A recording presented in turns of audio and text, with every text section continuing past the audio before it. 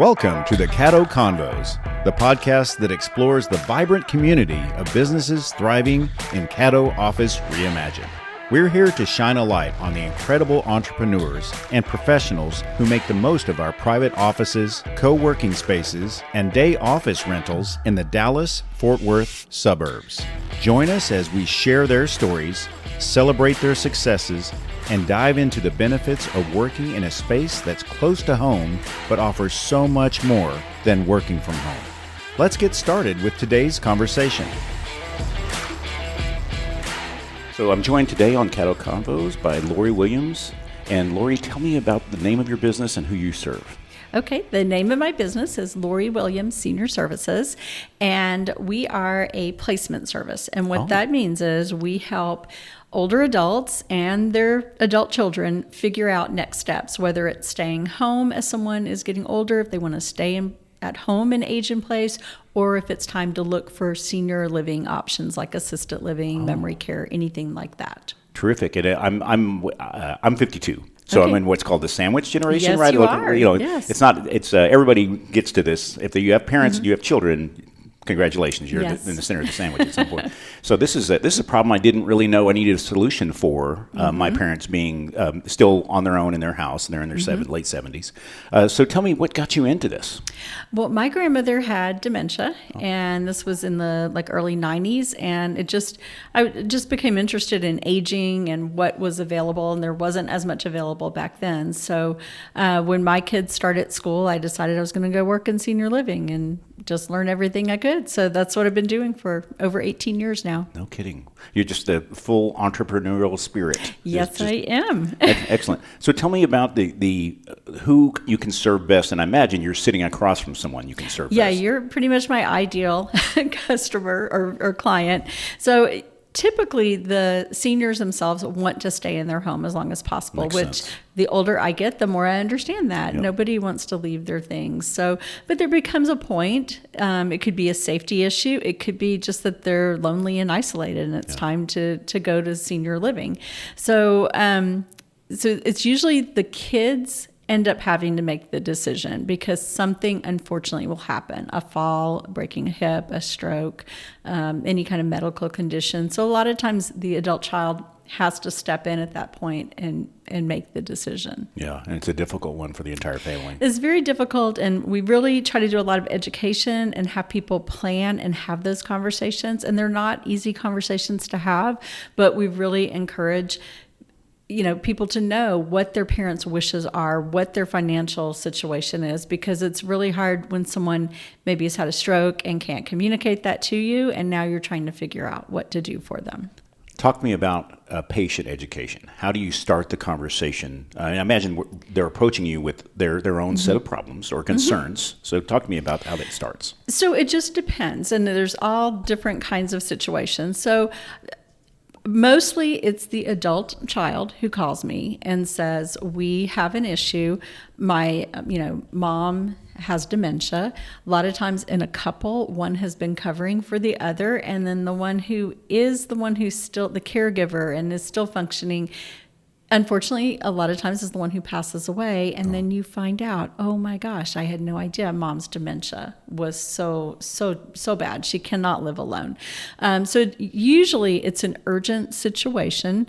We love it when we have a little time to plan and people know kind of what's going on, but it's a lot of educating and what options are available because people, they don't know about this. I mean, you don't want to know about home care, home health, hospice. You don't care until you need to know. Yeah. And then it can be kind of a steep learning curve because everything sounds the same and it's very confusing. So we just, go through what's happening physically, what the financial situation is. We help them if there wasn't like estate planning done, we help them figure out what their parents, Social Security, savings. A lot of times the house can be sold. A lot of people have lived in their homes 40, 50 years. And then, of course, there's the problem with there's, 40, 50 years worth of stuff in the house. Oh, yeah. So we have people that can help with downsizing. And we just try to, figure out where they are and provide them with the resources to help them. That's terrific. What is the typical engagement to solution timeline? Again, it's going to depend. If it's an urgent situation where someone has, say, broken a hip, they're not going to be able to go back home. It could be, it could be a couple of days till we figure something out. Okay, Yeah. wow. Or it could be if, they're going to be in rehab for a while and, we don't need to move as quickly. We have a little bit of time to look at some places, more than just one or two. Then, it could be a month or two. And then if it's someone who is kind of just kind of testing the waters, we have some it's taken a couple of years till they finally made a decision. Yeah.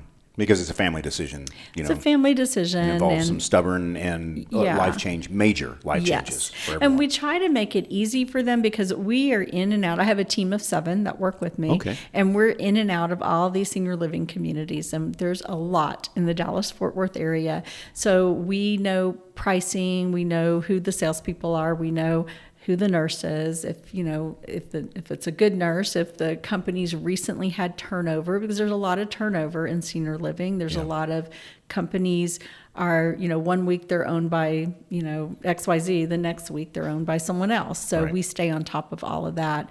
And knowing all of that, we're pretty good at saying, these are your top 2 or 3 options. So don't, run all over town looking. These are what you've explained to us, your budget, what the needs are. These are going to be good options. That's terrific. And you mentioned service area DFW. Is that your... All of Dallas-Fort Worth, and we're a free service for families too. Oh, terrific. So, and we keep it free because we have contracts with the senior community. So it's like a locator service. If you move into one we've referred you to, then they pay a fee, and that's how we can keep it a free service. So it's a no cost to you cost. to reach out to you. Yeah. That's wonderful. So you, let's switch gears to, you and I are recording here at the Flower Mound location of the Caddo Offices Reimagined. Mm-hmm. Why did you choose Caddo for your, I guess this is your main location? Yeah, this is the main location. My team members work from their home, and they're spread out all over Dallas. I have a couple nearby, so I love the idea of Caddo because I could have my own private office, but we have the conference rooms where we do our team meetings and trainings.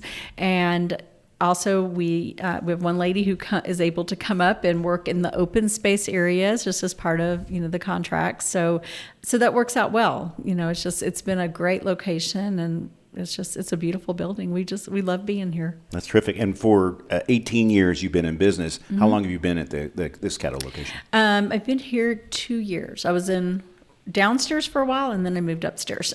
So I think that's when it opened. Yes, pretty much it just opened when I moved in. How did you find it? I was driving by and saw it, and it's a cool looking building, and I just wondered what it was, pulled in, and was like, okay, this is pretty cool. That's terrific. Yeah. So let's dive back into your business. You have a team of 7. You're serving, the DFW area. What would you say is your number one priority for your business?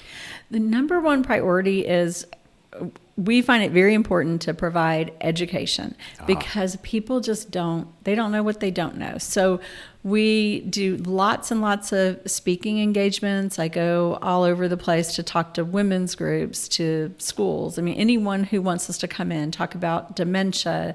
I'm a certified senior advisor and a certified dementia practitioner. Oh, terrific. And also host a podcast, Aging in Style, which again is just all about communication. We've done, I think, 216 episodes. Oh, goodness. Yeah. And then I wrote a book in July. My husband had 4 strokes almost 2 years ago. Oh, goodness, I'm so sorry. Thank you. But that has taught me so much about caregiving, about strokes, about being an advocate. So I like to share that information as well with people on how to prevent strokes and how to be a caregiver. And I feel like I hate that it happened, but it's put me in a position where I am in their shoes, so I understand. Right, education and empathy. Yes. So education, the community education being a priority for you. Yes. I want to circle back to your book. Tell me about the what inspired you to write the book. What's the title of the book, and where can they find it real quick? It's called Surrounded by Love, One Family's Journey Through Stroke Recovery, and it's on Amazon. Excellent. And it's on Audible also.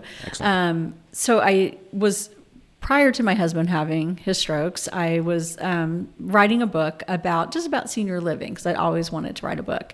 And then he had his strokes on Christmas Day, 2022. Oh, goodness. Yeah, and we have no family, and so it was myself, and our kids were 19 and 26 at the time. So while I was in the hospital with him in the ICU that first night, I kept thinking about my client average age is 85. And I'm like, well, what if I were 85 sitting here instead of, was it 58 at the time? I'm like, I can't even imagine. And so I just started taking notes on my phone.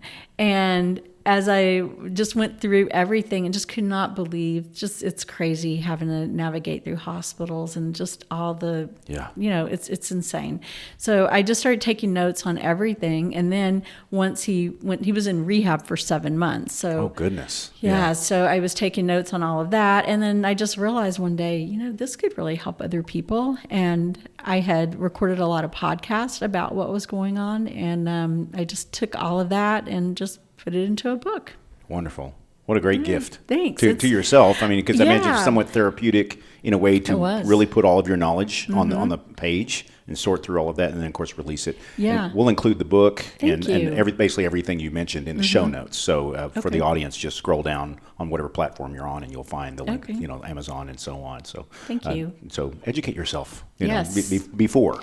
And do what you can to prevent a stroke. And they're not always preventable, but there are certain things you can do. So that's been another big piece of education, because I don't want other families to go through what we've gone through. But also, if you do have someone who's ill, I feel like the book is a way to kind of help you're not alone, and to how to advocate for your loved one.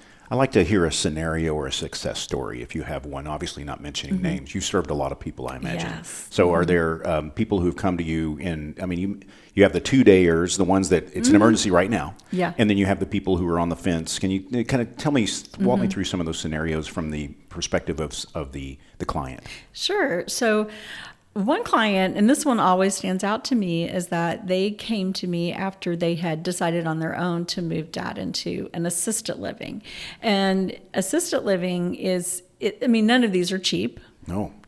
And we always have to kind of break the news that Medicare does not pay for this. It is private pay. But I had a gentleman who the family on their own thought they were doing the right thing, and they moved into assisted living because he needed meals. That was it. He didn't need any care. Well, what they didn't know, as they were, blowing through his money, he could have gone to an independent living, which is about half the price, and would have got the meals he needed. So we were able to figure something out for him, but they could have made his money last much longer in independent living instead of going through all his money in assisted living. And Tragic. Then we had to figure out another option, which we did, but it ended up being a residential care home, like a group home, which, ideally he would have been better off in assisted living, but that's what we could find to work with his budget. So that's one story. So that's my big reason for education, because I don't want people to make a mistake like that. That could be very costly. Yeah. Another was a lady who just did not want to move at all. Her husband had passed away and she was at home, but she was very isolated. She was no longer driving, and she was just precious and lots of energy and wanted friends, but no one was coming to see her, and no friends were coming to visit because they're all in their 80s. So we moved her to an independent living, very active, and she does everything. She's doing great. I love visiting her and checking in, but she's involved in all the activities and has lots of friends now. That's wonderful. What's the best way for them to contact you? They go to my website, which is LoriWilliams-SeniorServices.com. Excellent. And all the information's there. Everything's there. The book, all the podcast, everything. Oh, terrific. Yeah, everything's there. So we'll include that in the show notes as well, Okay. But we'll also break it down for quick links. But I definitely recommend going to the top link, which will be her website, which will have all the answers. Parting thoughts. What do you like to envision beyond the education, just the short version of, how can you help people and how should they help themselves? How they can help themselves, and especially, around the holiday season, it's when we get a lot of people calling, because maybe you haven't seen mom or dad, grandma, grandpa, maybe you haven't seen them in 6 months or a year. And they're always going to tell you, we're fine, because they don't want to worry you. They don't want to be a burden. They don't want you to take away their independence, because again, they don't know what they don't know. They're picturing like a nursing home, not all these wonderful places that are available now. So the biggest thing is have those open conversations. And if you go home and you visit over Thanksgiving, Christmas, and you see something, please call us, because it could be as simple as getting some care in the home, or it may be time to be looking at senior living. Yeah, very good. Well, I appreciate you being on the Caddo Combos today. Thank you. Thanks for having me. Thank you for joining us today on the Caddo Convos podcast. A huge shout out to our incredible network of members for making our community vibrant and supportive. If you're looking to boost your productivity and reduce the isolation of working from home, consider joining us at Caddo Office Reimagine. Our spaces are designed to meet your evolving needs, support remote work, and foster a sense of community that's hard to find at home. Whether you're a startup aiming for growth, a freelancer seeking a professional setting, or a company looking to optimize resources, Caddo offers a perfect blend of flexibility and innovation. By joining us, you'll be a part of a dynamic business ecosystem that helps you thrive. For more information, visit caddooffices.com. Thanks for listening, and we'll see you next time on Caddo Convos.